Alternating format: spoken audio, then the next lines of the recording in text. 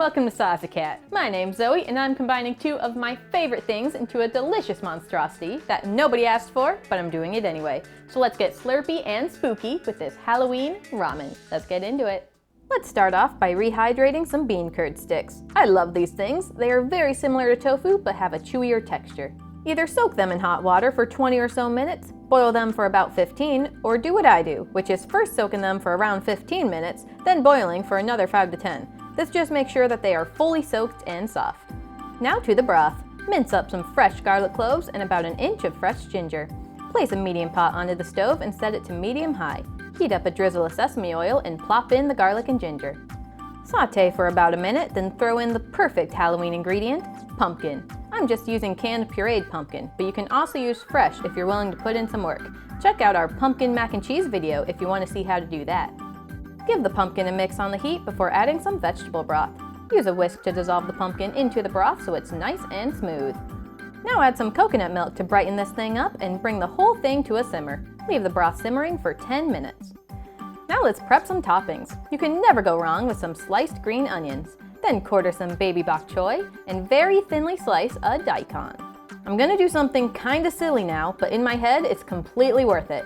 I'm gonna also carefully carve this little daikon into something that fits today's theme a bit better. Now if that's not the spookiest radish you've ever seen, I don't know what is.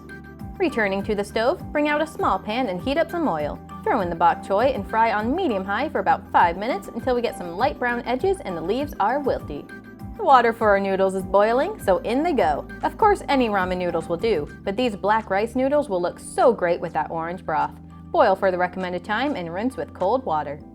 Back to our broth, it needs a little something to finish it off. First a good splash of soy sauce, then some sriracha to add a little kick. Only one step left, and it's my favorite, building the scariest bowl of ramen. Start with your bowl and a heap of noodles. Ladle in our pumpkin broth and lay out the bok choy. In goes our bean curds and daikon ghosts. Finally the green onion and some black sesame seeds. This looks terrifyingly good, so let's scream in fear of this dish.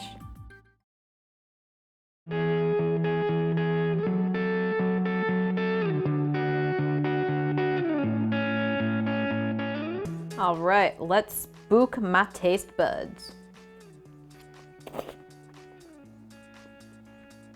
You know, you think pumpkin would be really weird in a ramen, but it actually works really well. We have this nice vibrant color and it's really creamy and really tasty.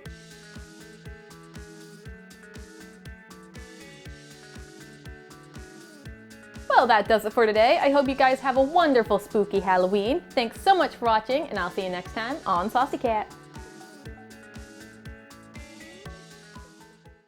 Alright, let's spook my taste buds.